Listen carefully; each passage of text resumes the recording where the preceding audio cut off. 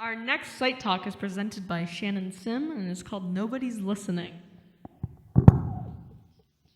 Have you ever been at the kitchen table with your family and everyone's arguing, but you're the only person who isn't speaking because no one will listen to you? How many times have you been in an argument with someone and didn't even care about what they had to say? And how many times have you felt as though nobody is listening to you? If we just stepped out of our minds and our heads for 1 minute just to think about what somebody else has to say, we would feel more understood, we would argue less, and be better. The amount of times I've been in an argument with someone and never even cared to think about how they're feeling, what their situation is ridiculous. I hope to overcome this developmental challenge, and hopefully by the end of this talk, you will too. An exercise my mom has been helping me out with when I'm in a situation that is out of my control is to take deep breaths, forget about my reaction to the situation, and think about how the other person may feel. The second step is to think if there's anything that I may have done to upset them. Then lastly, maybe they have things going on in their life that I don't know about. Instead of ignoring them, send them a message asking why the two or more of you are even arguing in the first place. However, if only one person does this and the other person chooses to ignore you, the conflict may continue. I discovered 5 simple strategies to help you become a better active listener. You can 1, pay attention by looking at the speaker directly. You can put aside distracting thoughts, don't mentally prepare denial, and avoid being distracted by environmental factors. 2, show that you're listening. Nod occasionally, smile, use other facial expressions. Encourage the speaker to continue with small comments such as yeah and 3, provide feedback. Do this by reflecting on what has been said by asking questions to clarify their points. You can also paraphrase, summarize what they've said already. 4, defer judgment. Allow the speaker to finish each point before interrupting with counter-arguments.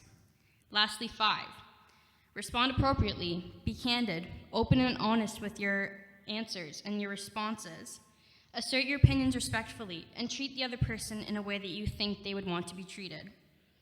One event in U.S. history that could have ended differently between 2 people talking and communicating was the duel between Alexander Hamilton and Aaron Burr. They did write letters to each other, but Aaron Burr didn't have an open mind and he only cared about himself. Didn't even think about what Hamilton had to say, and so eventually they ended up in a duel, and Burr ended up shooting Hamilton and killing him. Burr was Hamilton's first friend, and quickly became jealous of Hamilton's success.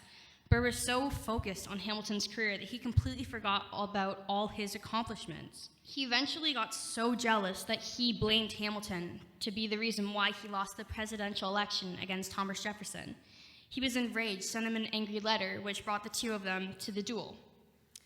If Burr just listened to Hamilton, had an open mind, and put aside his thoughts, things could have ended differently. If you haven't already guessed, I'm a huge fan of Hamilton the musical. What I really love about it is how important the different perspectives of each character is on stage. Angelica and Eliza, the Schuyler sisters, they were both incredibly in love with Hamilton. In the song Helpless, Hamilton says to Eliza, I don't have $1 to my name, an acre of land, a troop to command, a dollop of fame. All I have is my honor, a tolerance for pain, a couple of college credits, and my top-notch brain. Seeing as Alexander was not an important person, nor was he rich in America at that time, Angelica could not marry him. Angelica was the eldest of the house. There were no male children at that time. So she had the responsibility to carry on her family's name. So since Angelica couldn't be with him, she did the next best thing. She introduced Hamilton to Eliza, whom he ultimately married.